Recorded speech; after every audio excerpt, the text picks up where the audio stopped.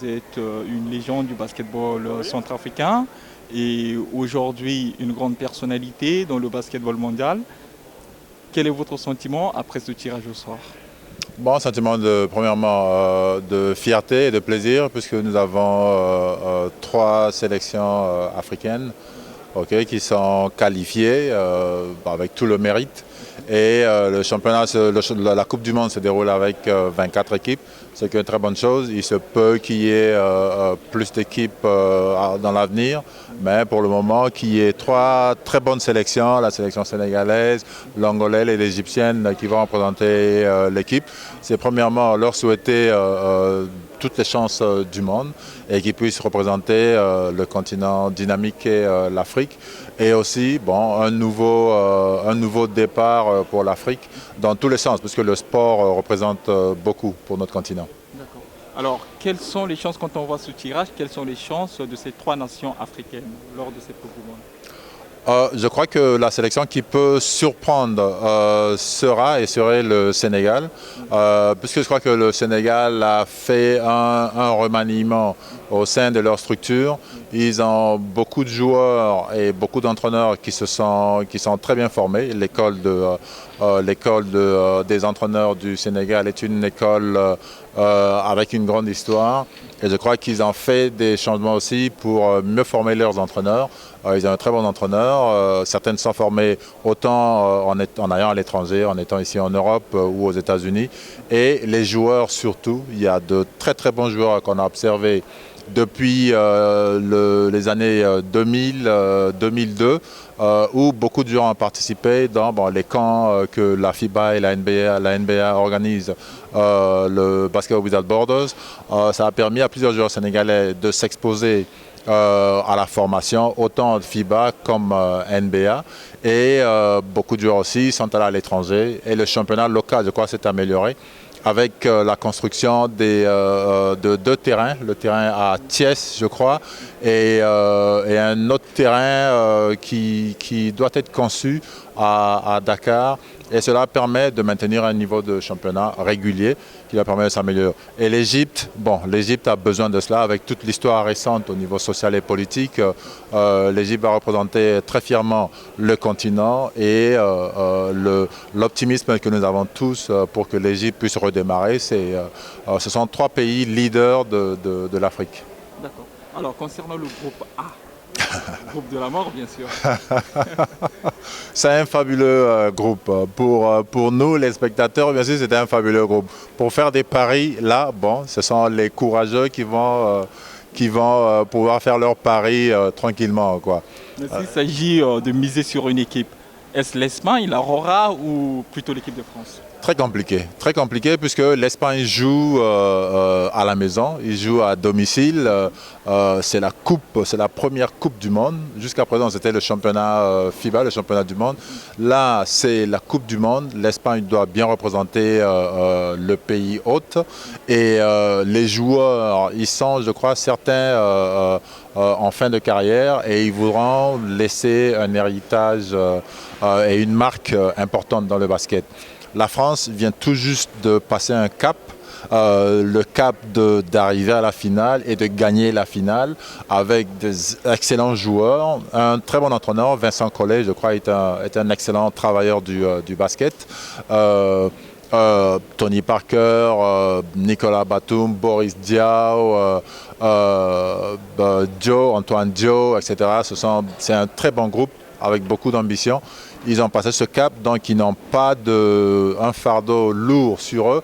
Ils vont venir, on peut dire, surprendre beaucoup de gens parce qu'ils vont y aller, quoi. Ils vont aller à toute vitesse. C'est le rythme de Tony Parker, bien sûr. Et la Serbie, avec comme coach Djordjevic, c'est très important. Pour la Serbie, c'est également aussi un nouveau démarrage, puisque la Serbie a plus ou moins disparu du haut du podium. Ils ont une école de basket très reconnue, des joueurs de talent.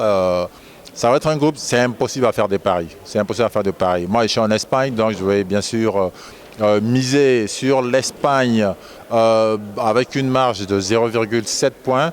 Et puis après, la France, bien sûr. D'accord. Alors, le Team USA reste quand même favori de cette compétition. Quand on voit le roster de cette équipe, Il y a de quoi faire. Seulement, la présélection fait peur. La liste qu'on a lue tout récemment sur la page de USA Basketball et la NBA, la présélection fait peur. Il y a des joueurs que l'on souhaite voir en tant que spectateur, en tant que fan du basket, mais c'est la sélection que tout le monde veut rencontrer à la finale. C'est une équipe fabuleuse, avec tous les leaders qu'ils ont, commençant par Kevin Durant, LeBron James, les jeunes Stephen Curry. C'est une équipe énorme, énorme. S'il s'agit de payer pour aller voir un joueur comme LeBron James ou Kevin Durant, lequel choisirez-vous? Très difficile, impossible, impossible. Il me faut prendre une monnaie de francs CFA et le jeter en l'air, etc. Et que ça retombe, et puis là, bon, on choisit, quoi.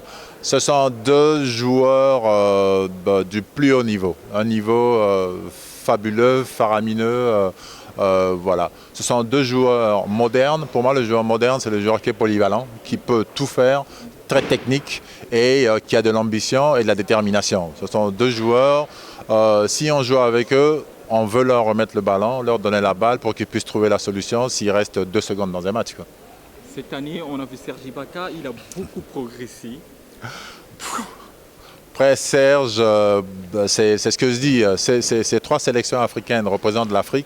Serge aussi représente l'Afrique. Nous avons eu de très grands basketteurs, en la personne de Hakim Olajuwon et Dikembe Mutombo dans la NBA au plus haut niveau de compétition en club. Et Serge est en train de prendre le relais et de représenter très fièrement l'Afrique centrale, pour nous, les gens de l'Afrique centrale, bien sûr, représenter son pays, le Congo, qui en a besoin, et représenter tous les continents africains avec beaucoup d'ambition.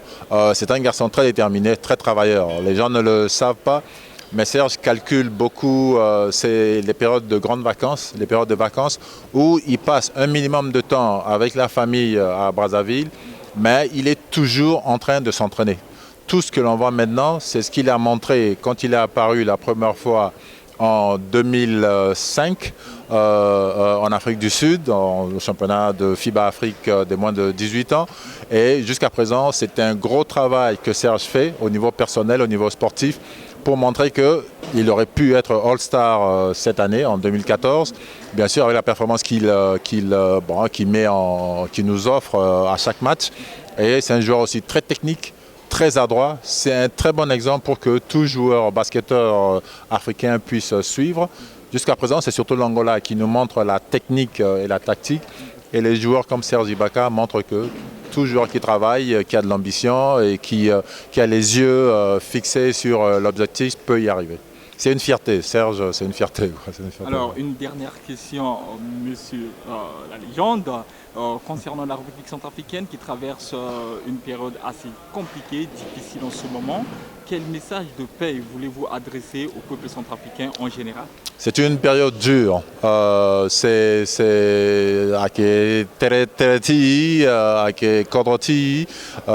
il faut absolument que le Centrafricain sache que la Centrafrique est un pays riche. Mais tout ce que nous devons souffrir à présent ne devrait pas arriver. Il devrait y avoir une qualité de vie en Centrafrique.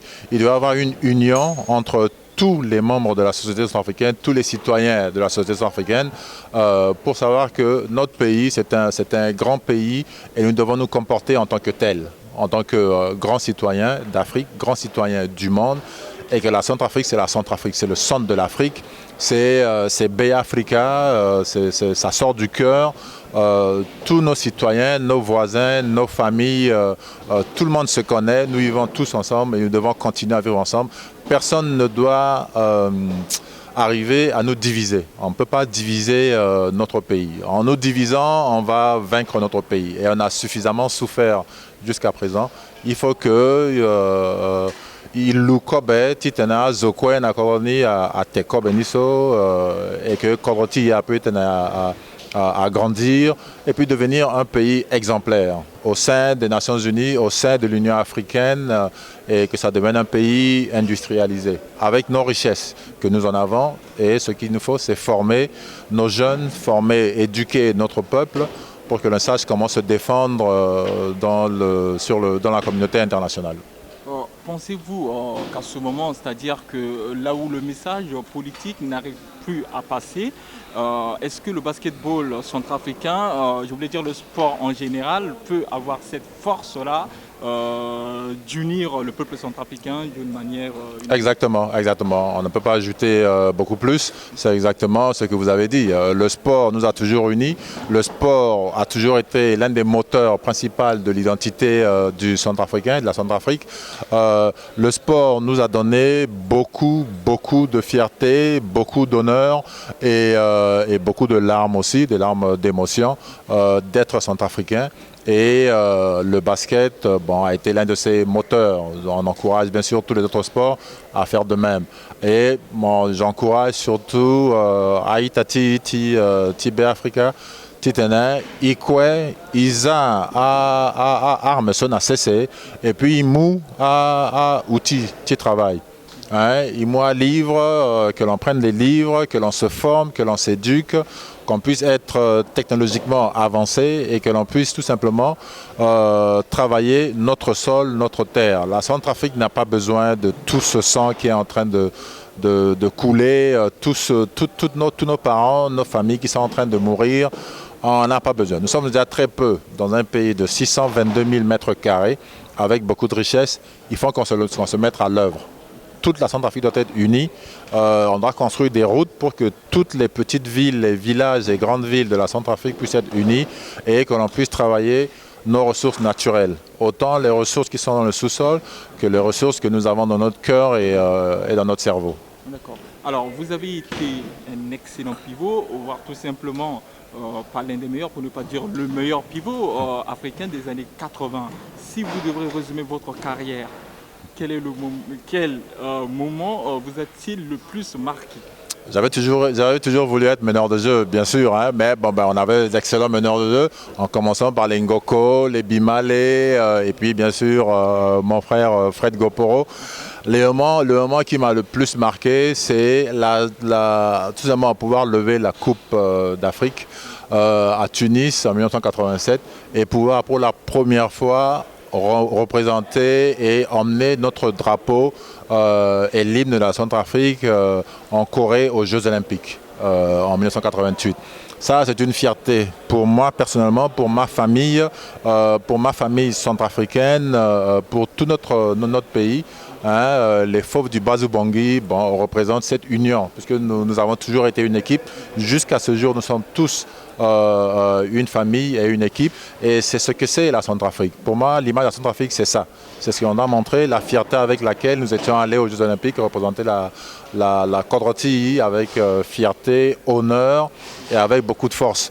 Et bien sûr, le sang qui a été écoulé pour nous emmener en Corée, c'est le genre de sang que l'on doit faire couler pour que la Centrafrique puisse aller de l'avant. Championnat d'Afrique 1987 et représenté aux Jeux Olympiques l'Afrique et la Centrafrique. D'accord. Le décès de l'ancien président de la Fédération centrafricaine de basketball, le maître Zarambo, oui.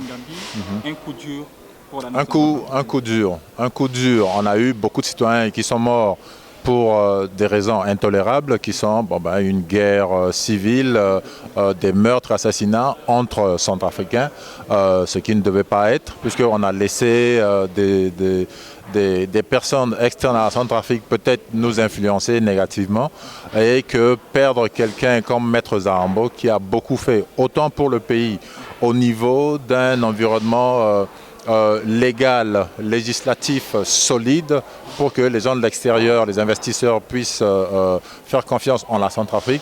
Et tout ce que Maître Zarambo a fait pour moi personnellement, pour la Centrafrique, pour le basketball centrafricain, pour la Fédération centrafricaine de basketball, ça a une valeur qui n'est pas du tout calculable. On lui en sera toujours reconnaissant. Moi, je lui en suis reconnaissant personnellement. Et j'envoie d'ici, bien sûr, mes condoléances sincères à sa famille, et toute la famille du basket qui, pour nous, c'est une perte énorme. Alors, Monsieur Lavograma, merci beaucoup. beaucoup d'avoir accepté de répondre au micro de News Basket Africa. Espérons qu'on va se revoir très bientôt en Espagne pour la On va Coupe du se Monde. revoir. On va se revoir très bientôt pour la Coupe du Monde et j'espère qu'on puisse se revoir à Bangui, au centre de basket, avec toute la population en joie pour un renouveau de Bay Africa. D'accord, merci beaucoup en tout cas. Merci. Plaisir, plaisir. Merci.